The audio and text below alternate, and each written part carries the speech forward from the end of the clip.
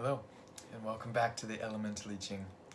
So today we're drinking in GK13, hexagram 13, which in the I Ching, one of the interpretations is the fellowship of humanity, the fellowship of man, woman, of all of this human organism that we are.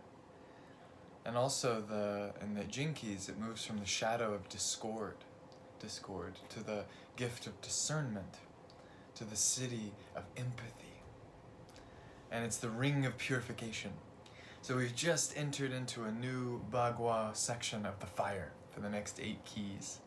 So the fire trigram is what is cooking in our body.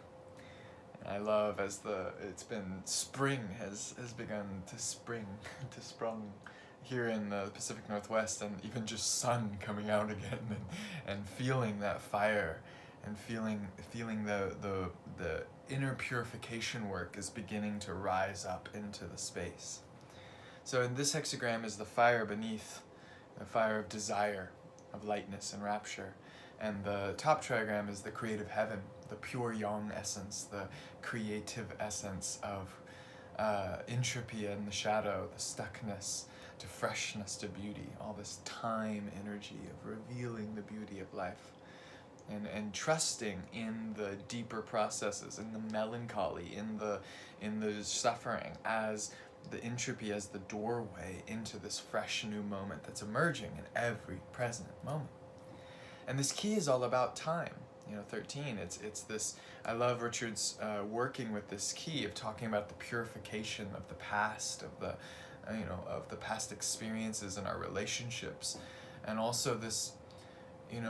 When we tune into fellowship of man, like the glorious fellowship that we can be as a human family, and the highest aspects of deep empathy with one another, of people who really appreciate and love and know they are not separate from their other fellow humans, and of the natural world, that we can live in this beautiful way together. And of course matched with that shadow frequency of discord, of what are we doing? And the pain and the stagnation of, we keep, as a collective, we keep making the same mistakes. So Richard brings the issue of climate change and global warming into this key, and I really appreciated that, touching into that collective discord of, even though we know we're doing something that is causing harm to our environment and to each other, our desires are out of place, and we keep trying to satiate these external desires. And the same goes in my relationships on a very personal level. It's like, these are these unconscious desires that are trying to be satiated. And this key is all about the patience, the time, to be with our desires as they occur, but to not be victim to them, to acknowledge them. That's the power of this fire, is acknowledge that burning passion, that burning longing for change, for something better, and also the urges and the things that we want to taste and touch in this world. Those desires are passionate, intent that can flow through us. But what are we feeding with that fire? Are we making the same repeated actions with detrimental impact in our relationships, in our community, in our consumer choices as a planet? And how can we learn to harness that pathway of discernment, right? The fresh insight into this moment, to hold my desires with lightness. Maybe I want something quick and easy, but I could actually wait a little longer, and instead of rushing out to get that water bottle that's already packaged in plastic because I need something to drink, and instead I can wait and get my nice glass reusable bottle and go to the filter that I really trust and fill it in that way, and prepare next time on my road trip to make sure that I have my water bottle filled. I bring something so simple like that because it's important to make those tiny little choices. Those tiny little choices of choosing to respond to the fresh moment of what my needs, my wants, my desires are, and to use that fire in its highest light without re-wounding these patterns. Because it's all about digesting our past.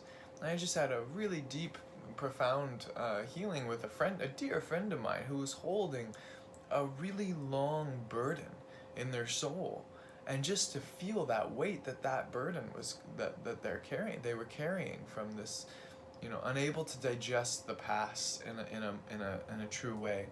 And this is where I love the power of listening. This key is all about the magical medicinal qualities of listening to one another, right? The fellowship, to come back into that sacred community, that sangha, that congregation of like-minded souls who can listen to one another and let the purity of life purify us, instead of trying to fix and contort and control the external circumstances, which is usually us reacting to our desires. I don't like this sensation, so I need to do something now to fix the sensation. Even medication and medicine, right? It brings us back to our center so that we can heal at the root. So that we can heal at the root of where these desires, where this fire has been out of control. So here the heaven is bringing us to awareness of time, of freshness, and of knowing that it takes time to digest the minerals of our experiences.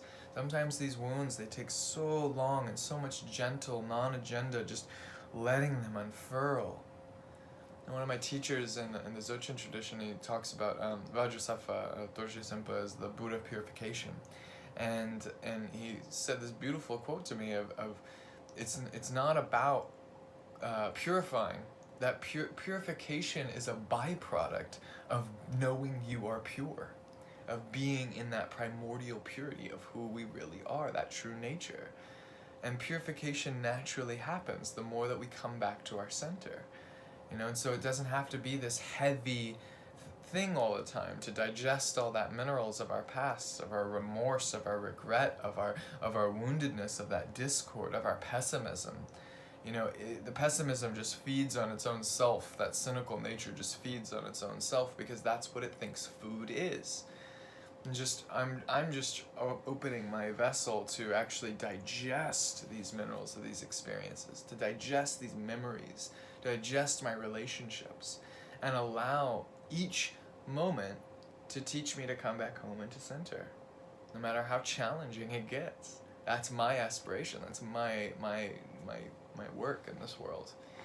And I read this beautiful quote from the Essential I Ching about fellowship, about this hexagram, that if you can find even a single iota of a learning inside relationships, instead of just blaming the other person, right? If you can find even the smallest insight about yourself through a relationship, then no matter what its duration was, that relationship was a success. How much do we put on our worth and our value around relationships? Like, oh, it's just been so hard with this person for so long.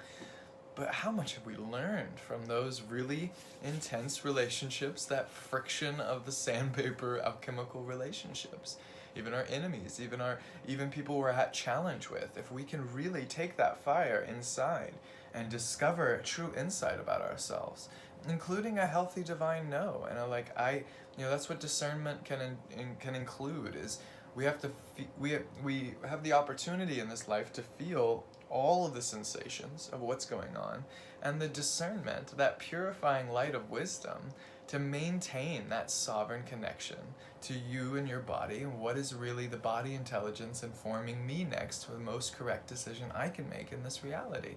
Because I can't fix everyone, I can't heal others, I don't have the control on what someone else is going through. I have control, authority over what is my response to this situation, and can I choose that brilliant light of awareness to make a fresh, loving decision and hold things a little lighter, right? And just know that all of these lessons are lessons of play as much as they are of challenge.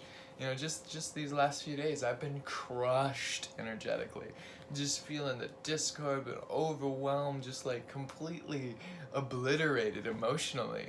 And there's some maybe external reasons, but I've learned at this stage it's not so much about those surface stories as much as I'm just feeling, And then I do some qigong and I get up and I start my work, and there's this balance of going through those purifications. I call them my Phoenix Cave times. I just burn, and I let all my worries burn through my body, and I let all my fears just burn through the system. And balance that with the discerning wisdom. Okay, now it's time to get up, move my body, put some good minerals, some good tea into my body, recenter, use the medicine, right, to bring back to center, to discover how I can be, a loving, fresh, and aware, awake being now. And that's why we need to digest the karmic past. But it's not about settling all that debt. Sometimes a person leaves this planet, maybe they die, or maybe they're just not open to those conversations. You can't settle that personality debt, but you can purify those unnecessary cords by returning to that sovereign center. That's what I'm looking to do, and what I'm exploring. And sovereignty doesn't mean separateness and aloneness. It doesn't mean being isolated from the world. We are in an interdependent field. For me, sovereignty means to be at ease without compromising my values, to discover and forge the truth through my experiences, through relationships to teach me. There's another great quote from the Tao of nature nurtures unity while honoring diversity. Every one of these individuated cells of who we are as this human organism are different parts of the personality spectrum. And if I can use all of my relationships as mirrors for my own psyche and bring those parts of myself back home into balance within my own being, then I've learned deeper inside, I've gotten a closer glimpse at that true nature, that integrated wholeness of who I am. And I won't be as victimized to the reactive tendencies of that desire body that want to get out of whatever stagnation, discord, pessimism, cynicism I'm feeling. Lightness is a real, that fire, right? This fire that's emerging over these keys. We're going to talk a lot about lightness. We're going to talk a lot about the burning desires and how those sublimation of that can be a creative passion, and how it can be, how longing is not something that's bad. It's one of the most glorious parts of the organ of the heart is that longing. That I would go to the ends of the earth for my lover. I would slay the dragon for the princess. You'll do so much for others. The power of service, to arise into service for the fellowship, to really be connected in those relationships. So as the sun has been moving through this key, I've noticed how it's calling me back into the fellowship. Been in some good isolated bear time, amidst other service, but a lot of yin, and it's been important for me to rejuvenate in that way. And the fellowship and this entering of the fire is calling me a little bit more out, and to listen and interact with my communities and with people, with the fellowship again. To let us purify through our heart presence, through sharing heart presence. And let's release and unwind some of these old burdens that we've been carrying. They have great genetic code, they have great information for us. We can honor, we don't bypass the depth of our pain, my pain. I'm not trying to invalidate anyone else's pain. I'm not trying to invalidate struggle and sorrow. And I want to learn to digest that deeper and deeper in my body, and discerning when it's time to step away. If a situation is not of benefit for either of us, then the most beneficial, loving thing I can do is take my step back, put my hand to my heart, and honor each of us on our journey, and discover how I can rest back into that sovereign, loving heart. So empathy, the city here, this beauty of the rapture, the beautiful rapture of empathy, is this dissolution of the self that where sympathy is feeling with someone, empathy is feeling from inside someone.